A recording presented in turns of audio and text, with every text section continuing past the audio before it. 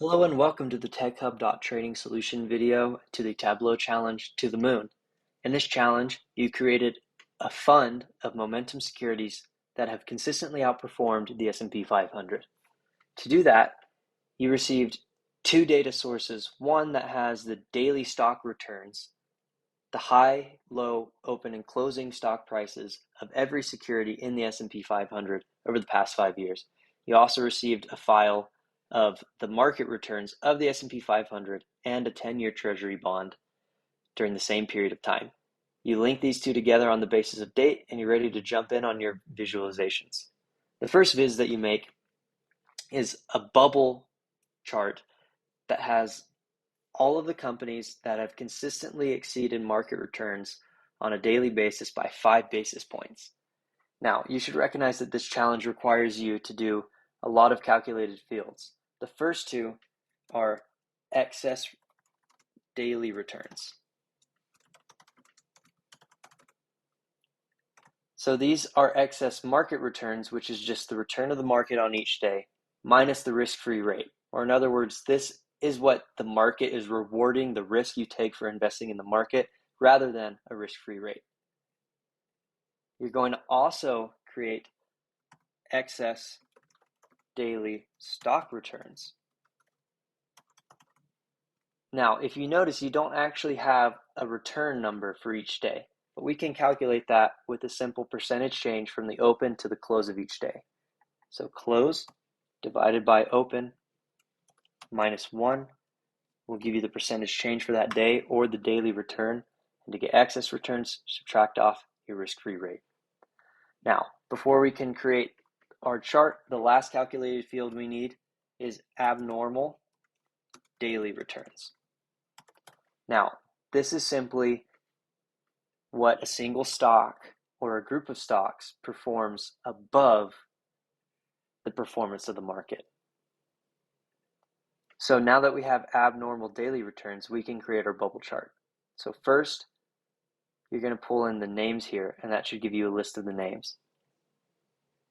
These are all the stocks in the S&P 500, and we need one more measure in order to make this a bubble chart. So we're going to make them based on size of abnormal daily returns, but we're going to average them. So this is over the total 5-year period.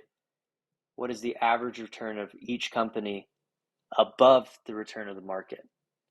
We're going to make that a bubble graph, and we're going to add some color based on the name. And the last thing we want is we want to see which companies of these companies have abnormal returns above 5 basis points on average. So we're going to drag this abnormal daily returns into filters. We're going to filter on average over the past 5 years of at least 5 basis points. And this gives you a list of 40 companies that have outperformed the S&P 500 by 5 basis points on average per day over the past 5 years. We're going to go ahead and center that.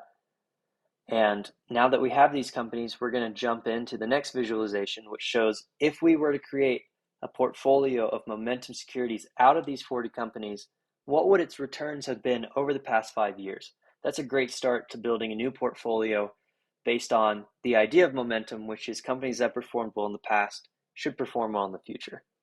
So for that second visualization, let's go ahead and name that first one momentum securities. The second one we'll call annual returns. Now, the second visualization you're asked to make shows the annualized returns of both the S&P 500 and this fund, an equally weighted fund of the momentum securities you just identified. So in order to get that, we need to look at annualized returns. Now, if you remember, the returns that you were given were daily returns. So to annualize them, we're going to, again, create more calculated fields. This is going to be annualized market returns. And these are excess returns. So to do that, you were given a formula that looks something like this. So 1 plus the average of daily excess returns. So in order to do that, we're going to do average of excess daily market returns to the 365th power minus 1. And we're going to need to do that again, so I'm going to go ahead and copy this and create that. We're going to do it one more time, annualized stock returns. And instead of excess daily market returns, we're going to drag in excess daily stock returns. So now we're going to look at the date each year, and we can look at these annualized market returns. We're going to go ahead and fill this. And let's add a trend line to see the trend. This is what the entire S&P 500 has returned on an annualized basis per year. In 2013, it was 33%. In 2015, it was actually a negative return over the course of the year. And we're going to do the same thing for annualized stock returns. We're going to drag them in, and you want to drag them over this axis so they're ending up in the same graph. Now, what does this show here? You'd think, well, if we have a momentum fund of securities, it should be outperforming the market. But this seems to track fairly well with the market. But if you remember, we haven't quite filtered this yet. So what this line is effectively showing is an equally weighted ETF or portfolio of the S&P 500. The reason the returns are a little bit different is because the S&P 500 is weighted based on market capitalization, which compared to an equally weighted fund will overweight companies with large market caps. So if we want to see what an equally weighted fund of our momentum securities should do, we need to filter this. Now, you might be tempted to go back and use the same filter of average abnormal daily returns, but that's actually not going to work. What we want to do in this case is we want to filter on the basis of name, and we're going to go over here to condition, and we want to filter name by the field of abnormal daily returns. Make sure that you're doing an average of greater than or equal to 5 basis points.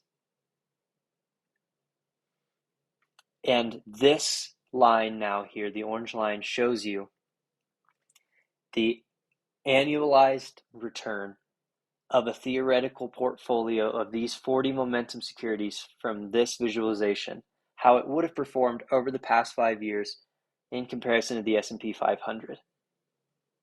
Look at this graph and tell me what you think. Is this a good idea to maybe consider some of these securities for a momentum portfolio? If you see their trajectory in comparison to the S&P 500, I think this would be a great deliverable to take to your boss as a first step in building your portfolio. Thanks for tuning in, and see you next week.